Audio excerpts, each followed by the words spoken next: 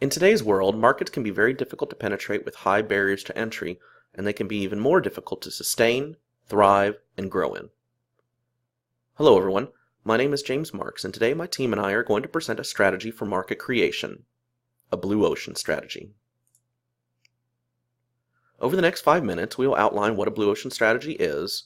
Mallory will give you a great rundown of what risks are inherent in pursuing this strategy.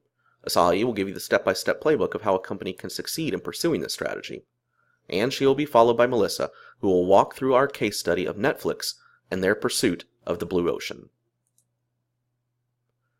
First things first, what is a blue ocean strategy? A blue ocean is a colloquial term that was used in strategic marketing theory with the name and analytical framework penned by professors Chan Kim and Renee Mauborgne.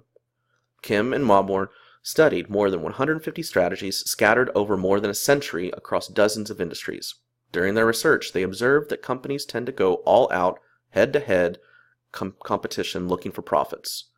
This competitive nature, mixed with today's saturated markets, creates a bloody red ocean with ever-shrinking margins and market share.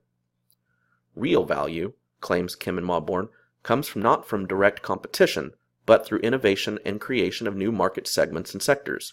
A blue ocean of untapped market space to grow in. But what is the real difference between a red ocean and a blue ocean?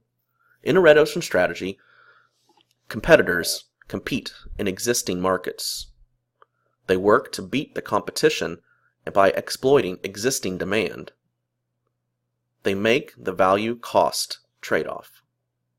And they tend to align all of the firm's activities with either differentiation or low cost, but not both.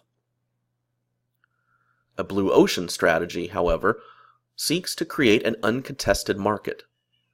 They look to make the competition irrelevant. They create a new demand, they break the value-cost trade-off, and they align the firm's activities with both differentiation and low cost. There are many risks involved in pursuing a blue ocean strategy for organizations. The first and most obvious risk is figuring out which market you want to enter.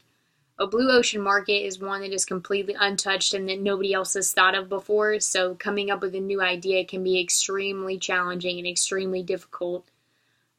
Also, entering the market too early can be a risk as well. The world may not be ready for your idea or concept yet, so it may take a little bit longer to take off and become successful. Being too new and too different can also put a damper on things. Customers don't like change and are not usually willing to accept change, so if your idea is completely out there and different from everybody else's, it may take a little bit longer for them to get on board and to dive into your new product or service or whatever you're trying to market.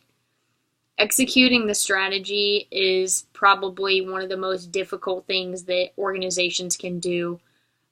Entering a completely new market is difficult anyways, so actually executing your strategy and performing it well can either make or break your idea. To fully succeed the blue ocean strategy, managers must resolve the trade-offs between differentiation and low cost.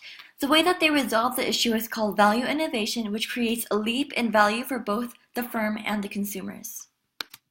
The first step for value innovation is to lower costs. This can be done by both eliminating and reducing the factors that are usually taken for granted. For example, are middlemen really needed for the company? Does the store require as many workers? Does the company really need the amount of inventory that they already have? The next step is to increase the perceived consumer's benefits. This can be done by raising and creating. Questions to be answered are, what is the company doing well at?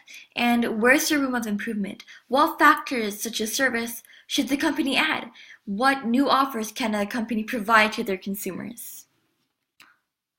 Although value innovation doesn't sound as hard to work through, it's actually difficult to succeed with. As you can see in the graph, the center of the diagram has blue ocean strategy versus stuck in the middle. To value innovation, it's either you have it or not. There's never a gray area.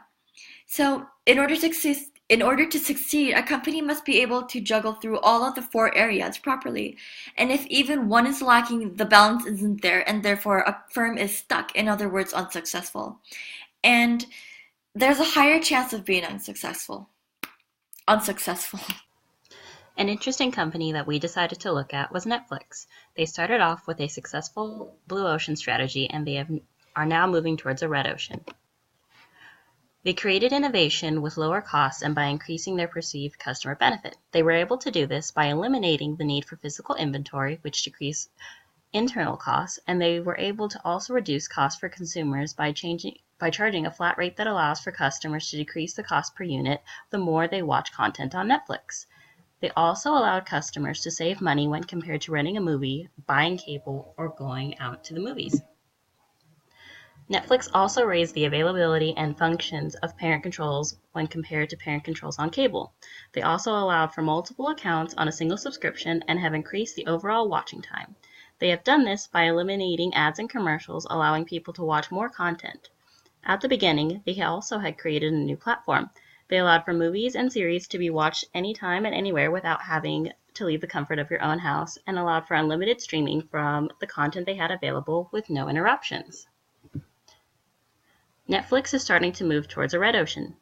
Now that more companies have entered the industry, the amount of competition has increased.